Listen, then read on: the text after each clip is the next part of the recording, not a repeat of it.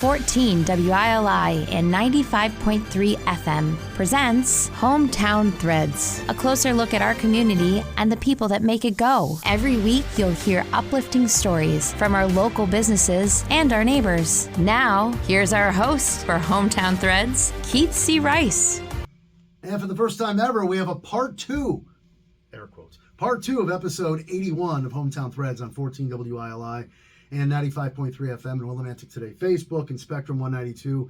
And, of course, WILI Radio YouTube channel, Keith C. Rice Facebook page. All brought to you by Liberty Bank B, Community Kind. And, of course, thanks to Triple E Pro Clean Services, the Hometown Threads podcast sponsor at WILI.com. So, because there's just so much to talk about with the legendary coach Brian Crudden, we asked him to come back for a part two. And here we are. We didn't even touch on football last time. But I want to finish up with wrestling. So you had all these tremendous teams. Here I am asking about 83 through 89 or 83 through 90, including my cousin Jeff Bennett. And then you go, well, here comes the big run, 91, 92, which featured the Goodwin brothers. So we were talking a little about that. That run went 91, 92, 94. Is that what you said? 93, 94. So you won it 3 years in a row? Won the Class State tournaments, all four in a row there. You mentioned the Goodwin brothers. Who else is on that along with the Goodwin brothers?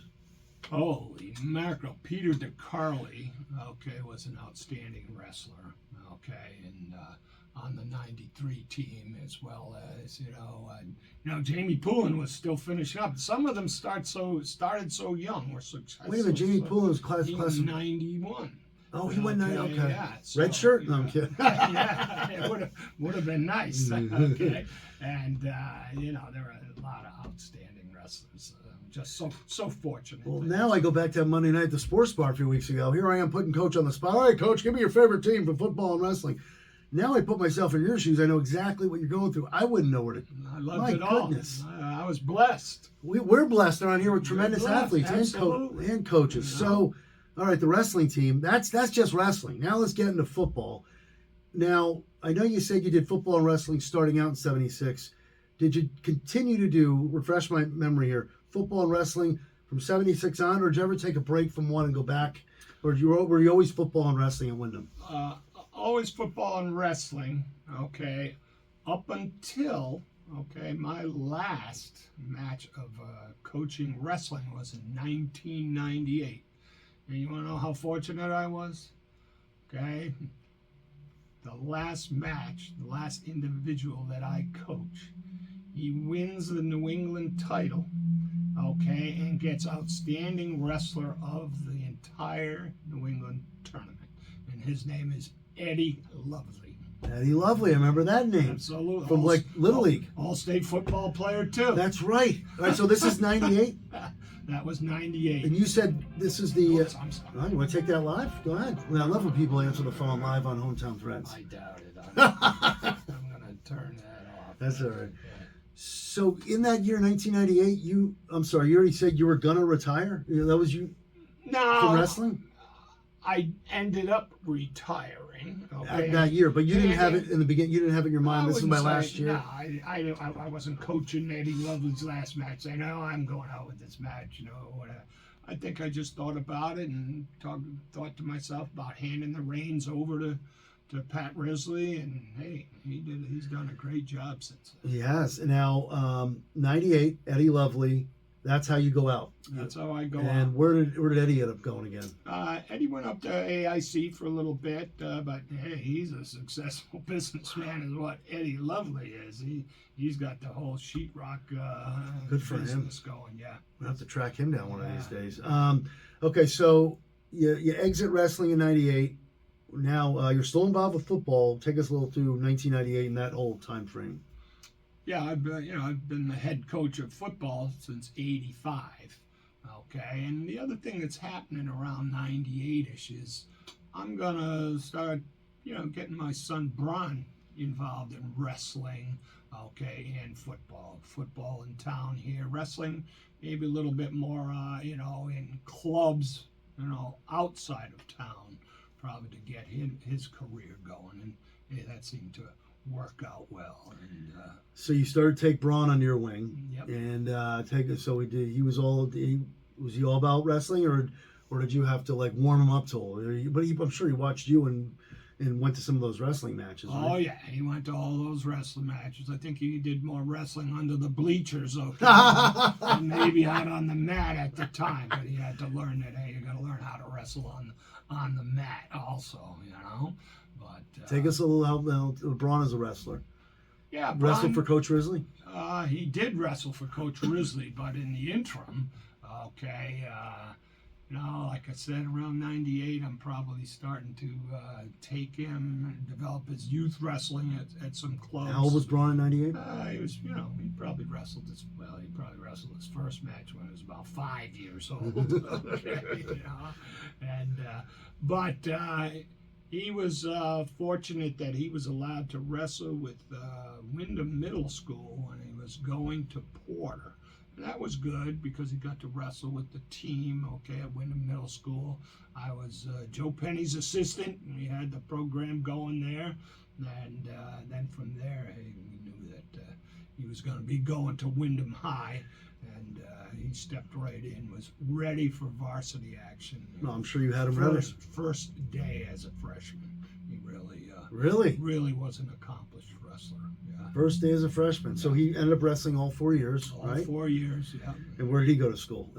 He ended up wrestling for Brown University. That's right. He went to Brown. Yeah. And they're D1, right? D1. That's Okay, good tell us wrestling. about Braun at Brown. I like that. Braun at Brown. Yeah, you know, that was, you know, hey, he's getting academically challenged, you know, great school from, hey, my hometown, Home state. Providence, Rhode Island, you know, and it was nice to, hey, be able to, okay, travel an hour, maybe a little more, okay, see your son wrestle Division I. Or you could travel 10 hours and see him in an away, you know, in an away match. So was or something. Brown obviously a great school? Were there other schools coming after him, or was he focused on Brown? He was kind of focused on Brown, okay? He liked Brown, but there were other schools. Sacred Heart at the time had a very good coach, and they were interested in him. And then there were some D schools trying. He was a good, you know, Braun was all-state wrestler, all-state football player. Football too. Football too, as a D-back. And some D2 schools, okay, trying to say, well, you know, you can do both sports here. Okay, you can come, you know, do D2, you can play football, okay, and wrestle. You know, so that was their enticement. See, I moved away for a bunch of years, so I lost track of what Braun. He did very well. So where would you say his passion is, football or wrestling, and what's he doing now? Yeah, he's a finance guy now. Oh, Brown. Okay, Yeah. he's taking a big finance exam in Glastonbury as we speak, or he's on his way there. Good luck. I think. Yeah, and no, he was wrestling first. There's no doubt about Okay, that. so you know. wrestling first. Wrestling And first. somehow we're back to wrestling, and we said we were going to get on to football Yeah. here. But I'm glad you told us about Braun. Coach, we know what your passion is then. It's wrestling. No, I'm kidding. He's got plenty to talk about football here. For the first ever, we're doing a part 2 of Hometown Threads, episode 81, here on WILI, Willimantic Today, and WILI Radio, YouTube, brought to you by Liberty Bank, B Community Kind. All right, so let's get into football. Tons to talk about football. You took the reins over in 85, right? Correct. Okay. So tell us about 85 and beyond, and you had plenty of great teams to share over the years when it comes to winning football. Absolutely. You know, in fact, it took a little while to get it going, okay, but hey, we did get it going, and in 1992, boy, when you think about the late 80s and early 90s, okay, both football and wrestling, although there was a lot of crossover between the two sports. Jenkins, was he a football? Yeah, and we had great athletes on both. Okay, and you know, we played for our first state championship in '92. Okay, and that was pretty special. And moving on, you know, we moved, okay, from the CCC, okay, and then we started competing in the ECC for football, and that addressed size Were better. you happy with that move? I was. I'm always looking to the east, thinking I'm going home to Rhode Island or southeast towards the beach. You weren't leaving know? us. You're not leaving us. No, you're not. I know. Going to play those teams. Always looking home, and yeah, I really enjoyed, observing the ECC. And whenever we got a chance to play an ECC team before we were in it, okay, we would schedule an ECC team. We were always playing Killingly on Thanksgiving. That's long right. before we were in the ECC. Okay, we would play Ledyard. We would play East Lyme. Okay. So you almost knew it was eventually going to happen, probably. Did you deep down, or you just happened to? Were you part of the scheduling? Were you part of that, or was that above you? And how did that work? That was probably above me, but I'd like to believe that I spoke I'm sure you on did. behalf of of us going to the ECC and for the overall athletic program. Okay, to be dealt a fairer, there was as much competition as you wanted. I was about to say, you think they're both kind of Right, but just the size of the schools. ECC has their big schools like NFA and Fitch, Sure, stuff like that. St. Bernard? St. Bernard's at the time was a powerhouse. But overall, there were more schools our size. We were like the smallest school in the CCC and the CCIL. That's right. And that's pretty challenging, and we liked it. Because let's go through some of those schools as I keep procrastinating again. You had like Hartford Public, right? Was that right? Manchester? Absolutely, Manchester, East Hartford, right? And we'd play we'd play Conard. But that made Wyndham probably even better when it came to switching to the ECC, because no offense to you, said they're both conferences are pretty even competition wise, but I say down the road that probably helped you guys a lot. Absolutely, big time. Yeah, and it's like UConn going playing in the Big East and going to the AA. Freaking joke of a conference, the AAC. Give me a break. Don't go to the Big 12. Okay. Yeah, with the exception of Kansas and basketball. But anyway, did you ever get worried about football? I know you said football and wrestlers, a lot of crossover there. As a wrestling coach and a football coach, you had to be holding your breath a few times going, please don't get hurt to some of these guys, right? For sure. And probably we were very fortunate over the years not to, take any real serious injuries. Okay, we survived that sort of thing. We prided ourselves in being extremely well conditioned in football and wrestling. Okay, and even though our numbers weren't big, one of the terms that we used to use was we're looking for a few good men. So regardless of how big the school was or how many players they had, that wasn't gonna. It's a good thing there was a rule in football. You could only put 11 on the field at one time, and we thought we could always put 11 pretty good players on the field at any time. A little story I'll have to tell you. Okay, is one night we're playing at Fitch. Okay, and we had scouted them, and I knew the size of their squad, both physically and numbers-wise. They suited 100 players. We suited 24. How could you suit 100 players? Because they had them. Oh, my God. They had them. And, I used some of my knowledge of ancient history to relate the story of the 300 Spartans taking on the Persian army. Okay. David versus Goliath. And it worked. Okay. We beat Fitch that night 14-0. Was that up here or down there? That was down there. Wow. Fitch, it was their homecoming. You shut them out. We shut out this 100-man army. What was the kind of speech, if you remember, that I know you said you gave them the whole the talk to, but do you remember the exact thing that you said, like going into that game? Because you got to admit, there must have been some kind of intimidation factor for the kids going down there. Well, you would think. But our guys, And that was 90, what year? Let me think. I have to figure that one out. Oh. That was like 93, I believe. And, okay, so it was after that big 92 I'm sorry, it was a little later than that because Braun was a junior. Okay, so 2005, no, it was 2004. So it was a little later.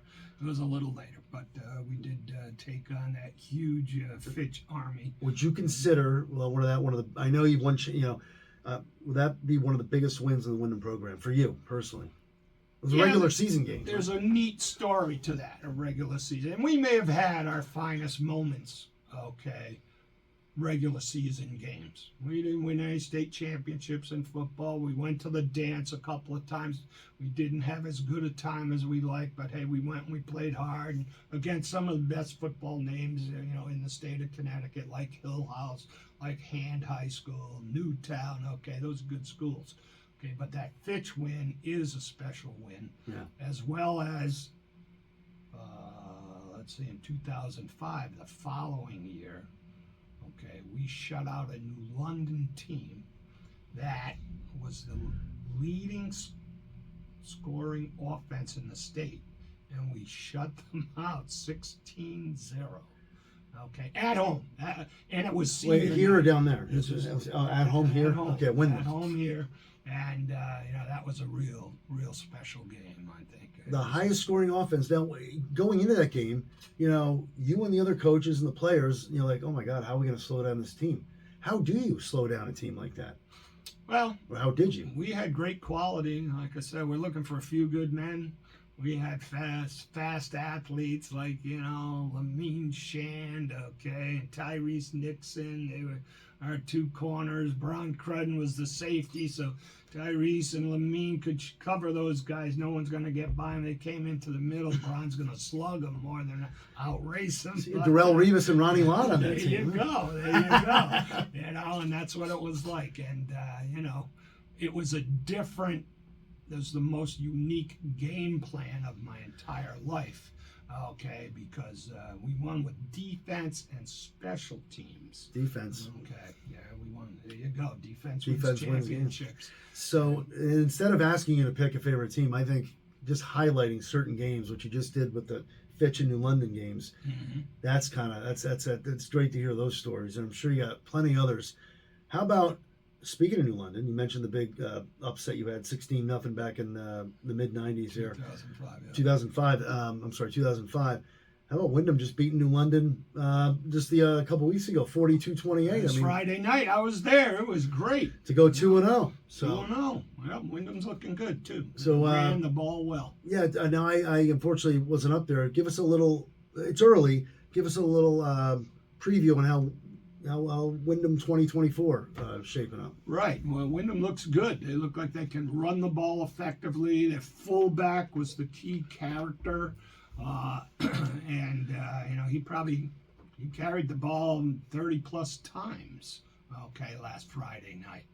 And I think the halfbacks are probably, one of them's got to get healthier, or they have to gain experience. Because the two athletes I mentioned at the sports bar that night, one was that inside linebacker, Malachi Fowler, and he dominated, making a lot of tackles. The other was a young running back, defensive back, named Troy Torres, and he played well, but I think he's gonna, with experience, become a more outstanding running back.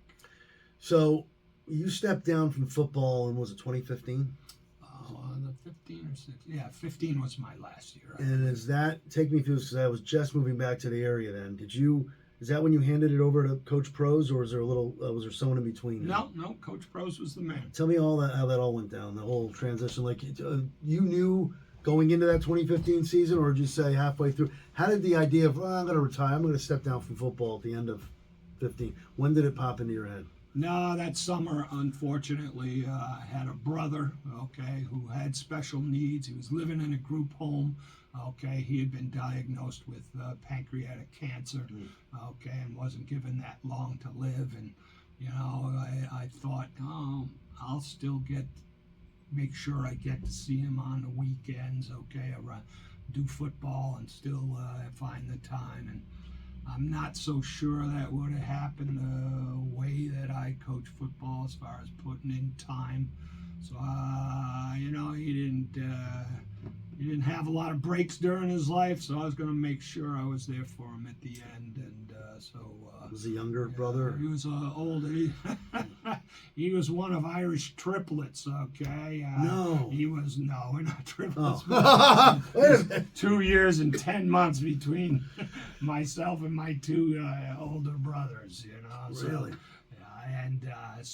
And I'm glad that I did step down and saw Kevin as much as I could. Okay, saw him at least weekly, maybe Well, that's more. good. And that was good. And the transition was good. Randall wasn't looking for it or anything, but we passed that torch successfully. Also, just like we passed the torch to Pat Risley pretty successfully. That's right. So I think now I'm coming back to the Coach Pros interview, which was over a year ago here on Hometown Threads. And yeah, a light just went off. I just remembered he caught him by surprise. Like he wasn't sure if he wanted to step in, especially replacing someone like Coach Crudden. So he wasn't sure off the bat, huh? Right. Wow. Well, I don't know. He wasn't. It didn't matter. Because he teaches. He's a wonderful teacher. The kids love him. Hey, and I'll take a little. Hey, I got a lot of my guys on his staff. Okay, if he's got 7 guys on his staff, I think 6 of them are my former guys. Guys like Robert Manguel, Oh yeah, Cisco, okay, and Mark Labby, Mike Haggerty. Yes, Labby and Haggerty. Those are my guys. The list goes on and on. I mean, those guys do a great job. Well, you've just what you've built there.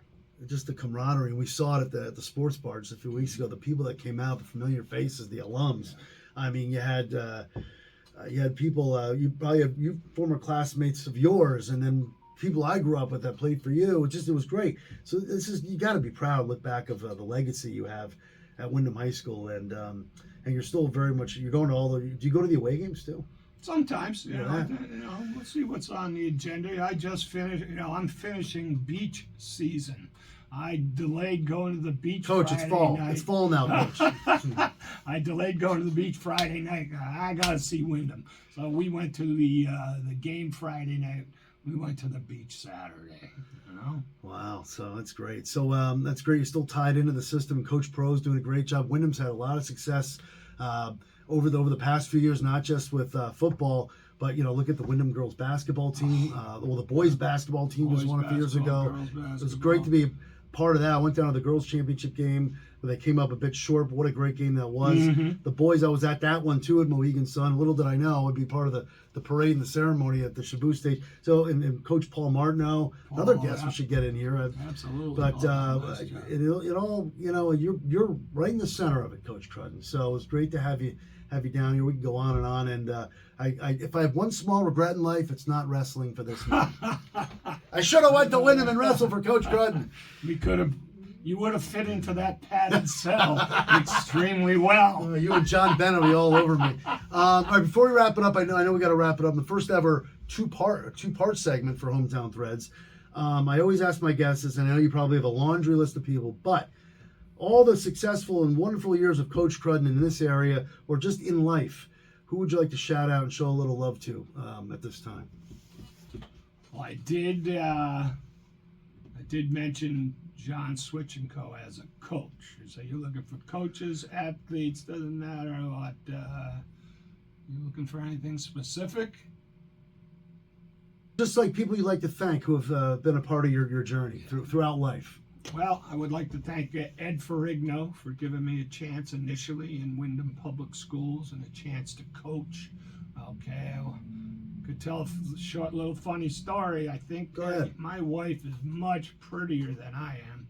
I think they offered my wife the full-time phys ed job and offered me the part-time. Okay. Whoa, all right. We had these jobs in Maine secured, so I go, let's just go take those jobs in Maine. So we played our cards like that. Okay, and I think Ed Ferrigno spoke on my behalf. Okay, I told him, hey, we had family plans to have a family. Okay, and it was better that I took the full-time position and my wife Elizabeth took the part-time position.